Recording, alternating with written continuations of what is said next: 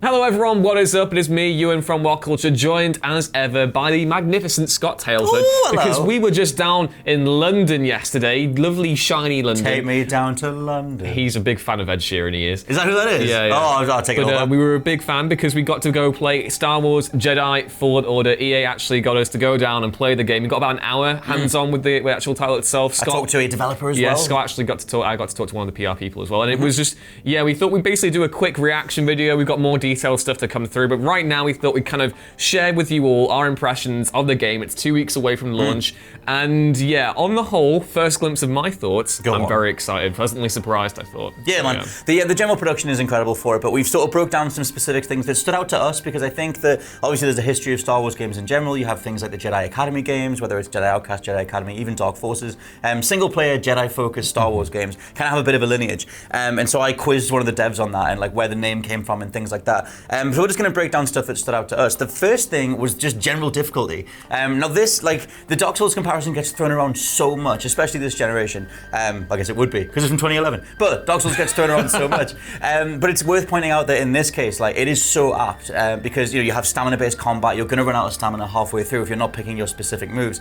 Cal will just run out of stamina and it'll give you like a little error noise if you keep trying to swing. And in terms of the level layouts, you're coming up against little pockets of enemies. It's very much like combat puzzles, like Soul style. The thing that I would say is that a lot of licensed games over the last decade really have always been kind of easy. You can play your Batman Arkhams and your Spider-Mans, but they never really challenge you to a certain extent. And I think one of the difficulties that you have to grapple with when you're put in the shoes of these really powerful characters is balancing empowering the player and actually challenging them. And I feel as though my brief time with Fallen Order, I felt they got that right. Yeah. I felt as though as a Padawan I would be a little bit rusty, but also you're still wielding this massive powerful lightsaber and you're cleaving dudes, and it's really satisfying because you really have to time yourself. I actually played a tutorial before we did the full thing. I left it at the first mission. And they really, the sense of escalation was really, really interesting, the sense of like a combat puzzle. You have the guys, you have the scout troopers with these electro staffs that you can take on, and then they throw more at you, and then also blaster troopers, so you have to really parry the bolts at the right time to make sure you deflect them, but that also drains stamina, and then you have to like counter people, evade. There are certain attacks that you can't block and you have to evade specifically. So actually in that tutorial, we didn't get to do it in the game, but I actually got to fight a purge trooper, cool. And that was really, really cool because I had to like parry them, and if you get the counter spot on at the right moment, you're left with this really satisfying animation. Yes. There are different ones, but the ones that I think my favorite one was where you rolled the dude over your back and then you cleaved them as they came down, and I was like, that's really cool. I'm here for this. And yeah, I thought the combat was really interesting. That idea of like sort of timing, getting a counter just right and then finishing someone off with a brutal animation is very Sekiro. Although just because of the way the time frame when this was developed, you can tell that they're taking so many cues from Software. But what stuck out to me as someone who loves like From Software stuff is that obviously Sekiro kind of fundamentally advanced what that team have done, and they did away with stamina meters in Sekiro. Like I said, this still has them, so you're being really considerate with when you're going to leap in and hang back. It doesn't really promote diving in as much as you do in something like Sekiro, but at the same time, like they sort of said when I talked to the developer, lead narrative designer Andre Contreras, said that basically they wanted to tell like a New Hope style story, like traditional Jedi power fantasy. You're going from nobody to somebody, and so with that in mind, they want you to start out kind of scrabbling and struggling. They said you're going to fail a lot. It's like Cal's going to fail a lot, and you're going to fail a lot, and that'll play into the overall arc. And so I think there's a reason that they've shown like the beginning of the game so much, and we're all going to go on this traditional power fantasy type thing. But yeah, he really stressed that it's a light side story and that you're playing into becoming a Jedi, which I really like the idea of. Another thing to point out is just, well, actually, one of the things with combat, we had a little bit of a problem with the camera. Yeah, the camera was interesting because the way you lock on, the game really encourages you to lock on to enemies, and if you don't lock on, you're going to have a bad time. Boned. And the thing is, whereas with most other games like your Arkhams and your Spider-Mans, typically the enemies will be very polite and will wait for you to deal with one fellow before they initiate their attack. No. Here they don't have the same thing. If you're dealing with a scout trooper and you're wailing on him, their friend will just start attacking you. Yep. And if you're not locked onto that person, it'd be quite difficult to dodge. And when you're in confined spaces, the camera does kind of, it gets like hitched up. Where do we need to go right now? Yeah. So that can be a little bit of an issue, but nothing like, that really kind of hampered my enjoyment. I thought when I was just getting challenged, I felt there was a robust sense of, okay, I've actually got to like really pay attention here. If I slip up for a second, second, I'm gonna have a bad time. And True. Plus, like the build that we had wasn't the one that's gone gold. It's the one from. It was just a recent build. They said it wasn't the finalized one. So assumedly they've gone back and tweaked them, some things like that. Tiny things that stood out to me in the combat side is that there are multiple dodge buttons, Witcher style.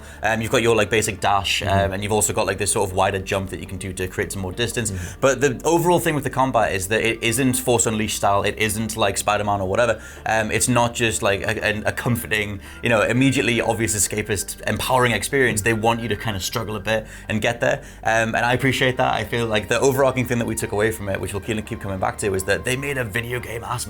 Like they didn't care about, curtailing to the idea that it's for a mass audience. They were like gameplay first. The thing that I thought they did is they've really narrativized the sense of progression and gameplay itself. Like Cal Kestis isn't a Jedi Master. He's a Padawan who had his training effectively cut short by, Order 66 and the rise of the Empire. So he's out here left to his own devices and he's really struggling and trying to survive basically, and playing that in that brief moment that I did, I genuinely felt that they were conveying that well enough in gameplay, and there's all sorts of different skills that you can invest in as well. We unlocked a few abilities, but I thought they really nailed the idea that you're playing as a Padawan, and hopefully the further you get into the game, the more experienced and confident you'll grow as a Jedi. The skill tree stuff was mainly just like accentuations of your existing melee stuff, like dash attacks or attacking out of sprint, things like that. In terms of the name, Jedi Fallen Order, I literally quizzed the dude multiple times, being like, is this a spiritual successor to Jedi Outcast, Jedi Academy? And apparently it's not. As far as Andre's sort of general thoughts on it, basically the game existed, like they were making a Star Wars game for quite some time. It wasn't called Jedi Fallen Order initially, and basically as they started putting the game together and development continued, they would go back to Lucasfilm and be like, okay, we're going to do this. And eventually, when it was more fully formed, when they had sort of Cal locked in and they were going to do this story of a traditional Jedi and whatever, that was when they sort of bestowed upon them, okay, you can call this Star Wars Jedi. And then I just sort of said, is it a happy coincidence that it's kind of reminds a lot of fans of those old games? And he said yes. So it's kind of just a lovely little coincidence. It's pretty neat because there are some elements in the game that kind of will remind you of those older games. The lightsaber customization here is so much better than it was in those older games. I played a little bit where you actually get, one of my favorite things here wasn't actually like necessarily the combat or the exploration, which we'll get to soon, but the actual just sitting in the Stinger Mantis and then choosing a planet to go to and being able to effectively play the loading screen where you choose the planet. BD1's hopping all over the place. He's so good. He's such a good droid. I love him so much. And then you choose your planet and then the ship takes off, and you can see this all while you're walking around, and then you see the ship do the thing where the stars go by and it goes into light speed, and then you can basically walk around the Stinger Mantis and do whatever you want to. I couldn't see if there was any hollow chests on board, unfortunately, but you can like collect flowers for Grease, your pilot, who is great. He kind of reminds me of Jon Favreau's character from Solo. But basically you go to the back of the ship and you can customize your lightsaber, and there is all sorts of stuff there. Crystals, hilts, metal alloys, emitters as well. So I'm hoping that the emitter thing will change the way your lightsaber looks, so you can maybe have a crackly Kylo Ren type thing. I don't know. But the two blades that we had to choose from on the day were blue and green. So for the sake of just trying something different, because we'd all seen the blue lightsaber gameplay, I just bagged a little bit of green on there. Why not? And that actually changed the way the lightsaber kind of the lighting is affected when you go into dark areas. It was a green kind of glow rather than the blue one, which you probably want from that to take into account when you change your lightsaber. But I thought there was definitely promise there for customization, as well as an inordinate amount of space ponchos. Seriously, if you love your ponchos, this game's a must. Like, it kind of craps all over Red Dead 2's ponchos. There's like 40 odd ponchos? Yeah, they're everywhere, and they actually are poncho-like. So if you really want to be a Star Wars space poncho boy, I mean, who doesn't? Yeah. Another thing though, because I wanted to just quit. I had a dude from Respawn right in front of me, so I was just asking a whole bunch of questions. I also asked about Titanfall 3, but he said he couldn't say anything, which isn't a no. It's also not a yes, but whatever. The other thing on the EA front though is that I asked, at any point in development where you guys sort of pressurized to fight for single player or justify it in the face of all the other, EA's general reputation, the push towards microtransactions, recurrent spending methods, and whatever. And he said that no, that wasn't the case whatsoever. He said they've been completely autonomous in regards to what they wanted to do, and they started out as a single player melee focused character action game, and that's what they've done from beginning to end. This game does predate the acquisition from of EA buying Respawn, which I asked him about as well, and I said, does it feel like this thing is a one-off in regards to, obviously the project was in motion beforehand, and he didn't really have more in-depth answer for that, but he just said, look, we're incredibly proud of this, and I just said, it kind of feels like it's a bit of a miracle we're getting this at all, so for now I guess we can champion the fact that we're getting a single player game with EA's budget behind it, but in terms of going forward, doesn't feel like they've planned more than this just yet. No. But in terms of just remarking on the fact that EA let them do all this without interfering, totally. I mean, it's what everyone's been waiting for since EA got control of the license. I think we all mourned LucasArts' passing for a good long while because all we had was Star Wars. And nothing to say that's wrong about Star Wars Battlefront. I think Battlefront 2 has really turned things around and it's really a compelling product now. But there is a thing with Star Wars that has such a long, rich history in the video game medium of compelling single-player experiences. And you'd hope with 20 years of time to work with in terms of the rise of the Empire and the continuity between episodes 3 and 4, that there could be a potential avenue for further games down the line. Obviously, we didn't get too much of a look into the story details of the game. We've been told not to reveal anything about that, so go naggers elsewhere if you want to find out about that. Or you can wait a couple of weeks and you'll find out more then. Another thing down is just I wanted to sort of ask him about Cal Kestis, because obviously you have this entire blank canvas of Star Wars. You can go anywhere, and if you played Jedi Academy, you know that you can play as multiple races with different lightsaber types and everything else. And so basically they said that initially they didn't they hadn't cast Cameron Monaghan back then, a dude from Gotham that's playing him.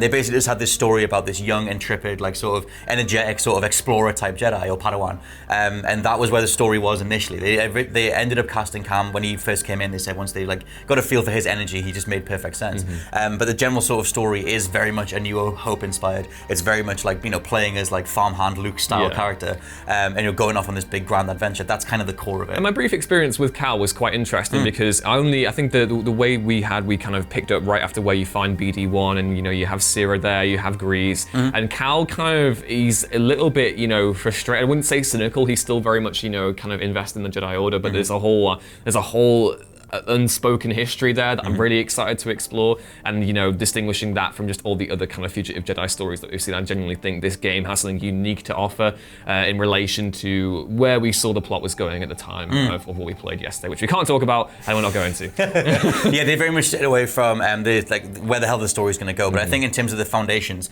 because I asked him, you got blank canvas kind of thing, and he said his major inspiration was A New Hope, and they said that they have played every other Star Wars game as much as possible, but the thing that they're going for is that sort of traditional light side story, which makes perfect sense in regards to what they have access to.